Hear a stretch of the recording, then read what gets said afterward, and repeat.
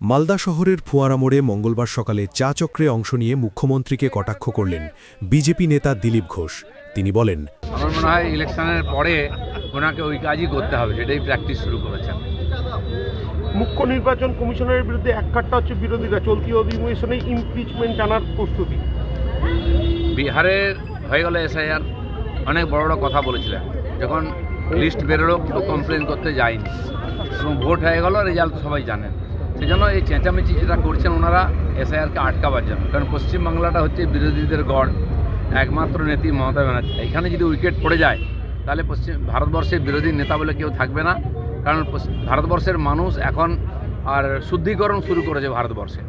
স্বচ্ছ ভারত তৈরি করছেন পাবলিক, দুর্নীতিমুক্ত ভারত, হিংসামুক্ত ভারত, দেশদ্রোহী মুক্ত ভারত, আর প্রত্যেকটি নির্বাচনে সেটাই হচ্ছে, সেটাকে বিরোধীরা ভয় পাচ্ছেন।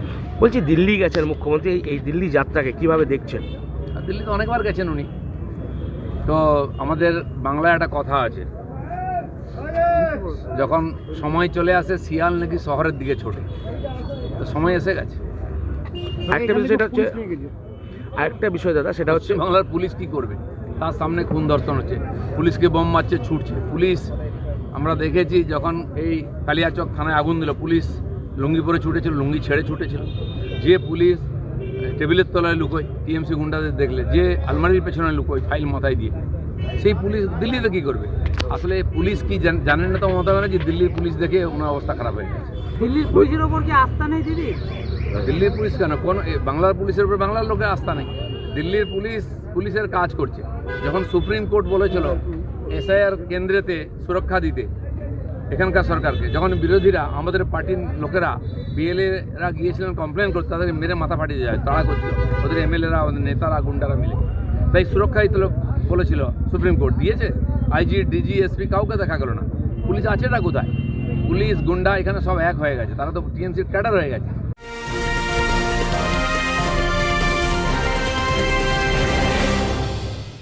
উত্তর 24 পরগনা ও তার আশপাশের এলাকার মানুষের সেবায় ক্যাথ ল্যাবের মতো অত্যাধুনিক সুবিধা নিয়ে পরিষেবায় ব্রতী সারদা মাল্টি স্পেশালিটি হাসপাতাল।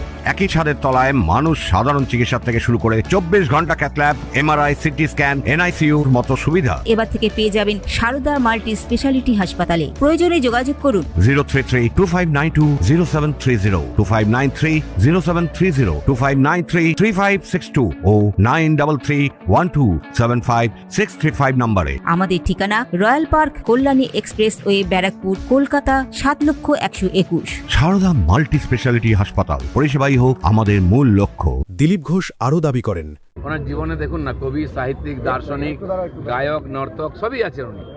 উনি ওটা দেখে নিচ্ছেন, আর উনি হয়তো ধরেই নিয়েছেন যে এপ্রিলের পরে সরকার থাকবে না, তখন কিছু তো করতে হবে। কল্যাণ ব্যানার্জি আর দুজন মিলে ফাইল নিয়ে সুপ্রিম কোর্টে যাবেন।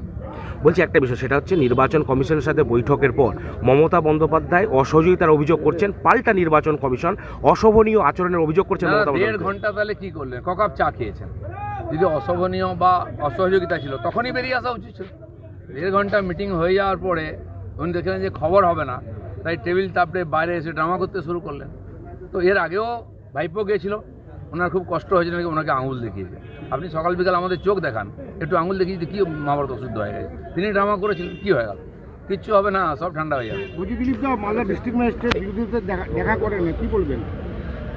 ডিস্ট্রিক্ট ম্যাজিস্ট্রেট, আমি যখন এমপি ছিলাম আমার সঙ্গে ওখানে ডিস্ট্রিক্ট ম্যাজিস্ট্রেট দেখা করতাম, ভয় পায় আমাদেরকে, চোর ডাকাতরা ঘিরে থাকে ওদেরকে সবসময়, কী করে আমাদের সামনে আসে? ঠিক সেই জন্য এই সমস্যার সমাধান একটাই আছে, এখানে পরিবর্তন। তনুজ জৈনের রিপোর্ট, নিউজ বেঙ্গল টুডে। মেঘবেলা লাইভে আপনার পছন্দের টিভি চ্যানেলস সম্পূর্ণ বিনামূল্যে, শুধুমাত্র মেঘবেলা ব্রডব্যান্ডের কানেকশনের সঙ্গে। মেঘবেলা ব্রডব্যান্ড, বাংলার ঘরে ঘরে।